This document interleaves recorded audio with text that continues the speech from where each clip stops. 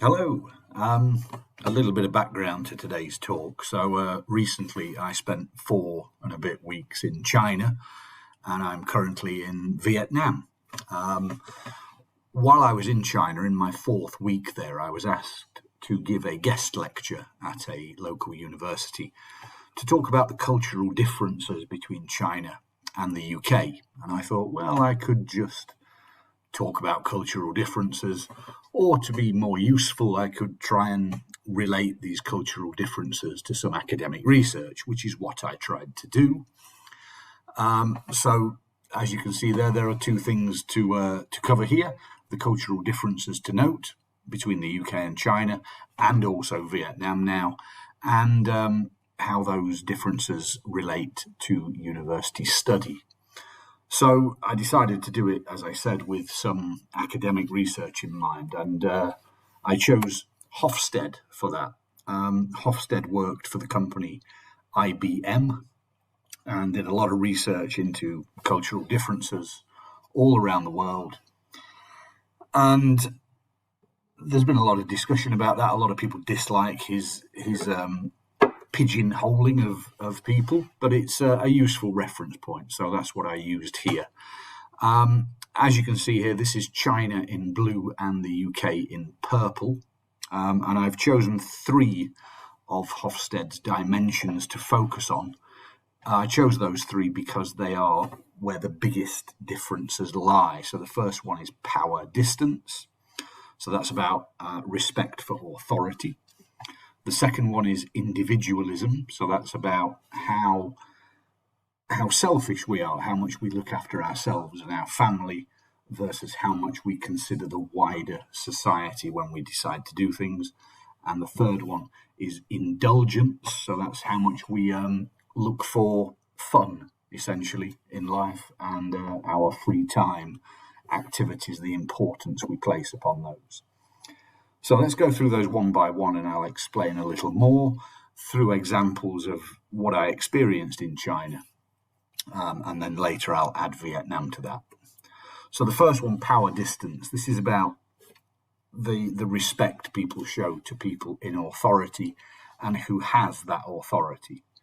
So you might think about the obvious one here is the teacher and the student. So the teacher has a lot of respect from the students. Children show a lot of respect to their parents in China, and younger people, on the whole, show respect to their elders in China. In the workplace, that would be respect for your immediate supervisor and those above you in the hierarchy. So that respect for authority shows in how people react around people in authority, so they won't question whether the person in authority is right or wrong. They just accept that person is right. So in the classroom, we find in China that the teacher is usually at the front of the class talking at the students or talking to the students, and the students are very often passive while the teacher is very active. The students in the classroom don't question the teacher, and the teacher is front and center of those lessons. The students are not doing a lot besides listening.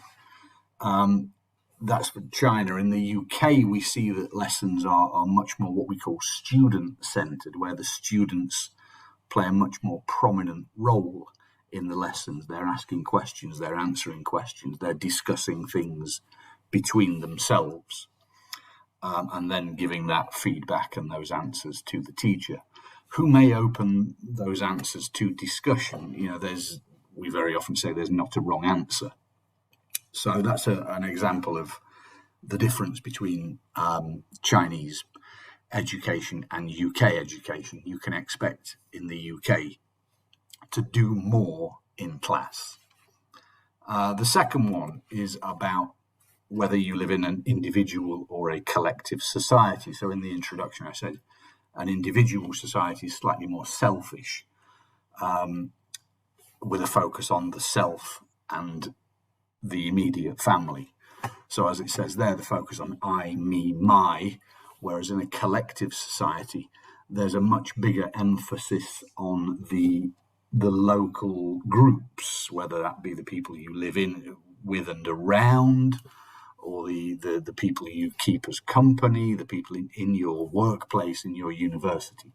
Your primary focus is on keeping everybody else in that community happy, maybe at the expense of your own happiness. So let's just go through that. So in an individual society like the UK, privacy is very important. So at the end of the working day, don't contact me if you're a colleague or a student. I have my private time, I have my private space, compared to in China, where there's this sense of belonging to a community, and it's more okay to contact people outside of classroom hours, outside of working hours. In the individual society, people will more freely give their opinions and speak their mind, even if that upsets people. Whereas in the collective society like China, people will keep their opinions to themselves if that helps to keep the peace. So there's less of a chance of upsetting people. Now, this one for me in China was huge because the three examples there. Firstly, road junctions in China. I've never felt so safe crossing a road as I did in China. And that is a result of having a collective society. So as a pedestrian walking across the roads, I was very, very confident that cars and motorbikes would either stop or they would go around me. They wouldn't get angry with me for crossing the road and delaying their journey by a few seconds. Because there's this collective society, we're all as important as each other. We're all trying to get somewhere. Let's be patient with those people who are in our way. Now, that just would not happen in the UK.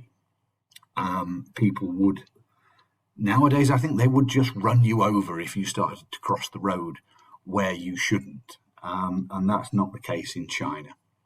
Drivers are very patient with each other. When a driver's turning across you in the road, people will just wait. You might hear a bit of honk honk on the horn, but nobody's getting angry. We're all just moving along just a bit slower than perhaps we'd hoped. In the UK, there would be absolute fury about being held up for a few seconds. So that showed me what a collective society it is. Nobody's getting angry. Everybody's a bit patient. Nobody's too stressed. Second example really surprised me, which is the Chinese version of WhatsApp is called WeChat. And teachers and university staff give their WeChat details out to students all the time. It doesn't matter who it is or why they want that information, that contact detail. It's handed out and around with complete freedom, which is very, very different from the UK, where it's university rules that students should only contact you by university email. Do not give out your private number or your WeChat, WhatsApp, whatever. You don't do that. And again, I thought that was a good sign of this individual, this collective society. In the UK, my personal phone number is my personal phone. You're not going to call it if you're a student, or indeed staff. Unless you're friends with the staff, you wouldn't go out giving out your phone number.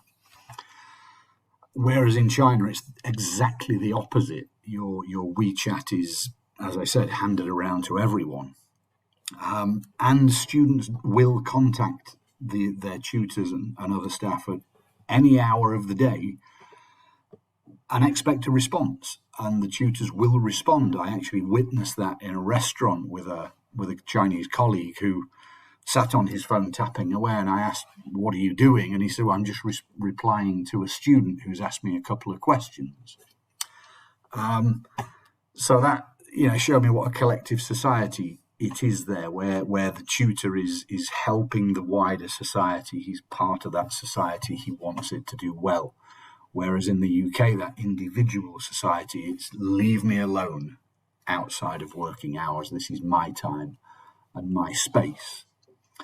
To an extent, I think we might see that in seminar discussions where that giving of opinions, speaking your mind, is much more obvious in the UK, whereas in a Chinese context, students perhaps would be more reticent, less likely to give their strong opinions about something. So that for me was the big one. And the third one was about indulgence or restraint. So in indulgence, where the UK is high, this is about having your cake and eating it, I suppose. About valuing your free time, valuing the amount of fun you have, the amount of enjoyment you have, wanting more leisure time, and having the freedom to do what you want to a large extent. So if you want to go and protest against politics or something, you are free to do that. On the other side, then in China, you've got a much more strict, much more restrained society where there are rules of social behavior, whether that be respecting your authority figures. Life is a little less fun, perhaps. I know a lot of Chinese people work a 6-day week. And if we consider university, then there are many, many more hours of study. So one example, when I was in Xi'an, I was just walking through campus at 7 o'clock one evening, and I saw all these students running into classrooms. And I thought, what are they doing? It's 7 o'clock in the evening. And I asked my students the next day, and they said, everybody's going to do their self-study time, and we have to be in the classroom. So the students, they begin at 8 o'clock in the morning. They've got 4 hours of class in the morning, 2 hours for lunch, and then 4 hours in the afternoon, evening meal, and then 2 hours of self-study. And that's 4 days a week, maybe 5 days a week.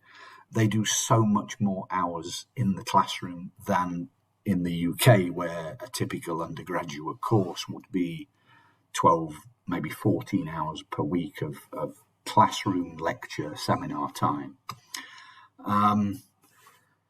So that's, in the UK, people have much more free time, as it says above there, leisure time. Holiday time as well. The academic year in China is much, much longer than in the UK, so there's less opportunity for holidays and breaks. I think to an extent, the reason for going to university may also be slightly different, whereas in China, people are thinking very much about their future career, their future job. In the UK, I think a lot of students, it's a time when they're moving from teenager to adult, and they want to find themselves, move away from home, gain some independence, and learn about new things as well, but maybe not necessarily want a career in exactly the subject they wish to study.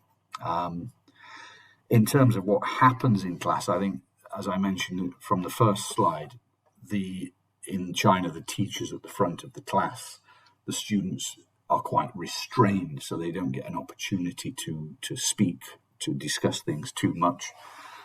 Not quite the case in the UK, where that debate and that discussion is encouraged, and if a student disagrees or questions what the lecturer is saying or what another student is saying, that's absolutely fine. So China, culturally very different, and those are some of the things which you should be aware of if you are Chinese and wish to study in the UK. I'm now in Vietnam, and Vietnam's not too far from the UK. It's East Asia. But let's look at what Hofstede said there when we compare here. China now in orange, the UK is in blue, and Vietnam is in purple. So, power distance, China is higher than Vietnam, not by too much, 10 points there. So there seems to be still that respect for authority figures here. In terms of individualism, Vietnam and China are the same there. Now, this surprised me because I've never felt so unsafe as I do crossing a road in Vietnam. It's like the drivers and the motorcyclists don't really care if they hit you or not. So there's not that feeling of collective responsibility and looking out for each other.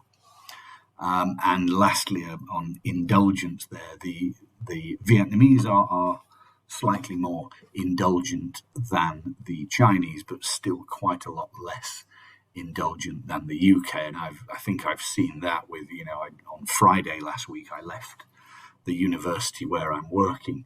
It was almost 6 o'clock and I was ready to go, racing to get out. The staff in the office are still working hard with no sign that they're thinking about the weekend.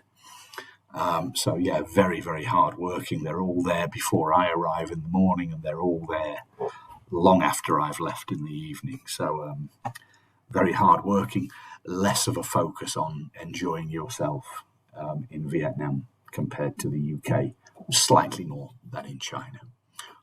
Okay, that is all. Thank you very much.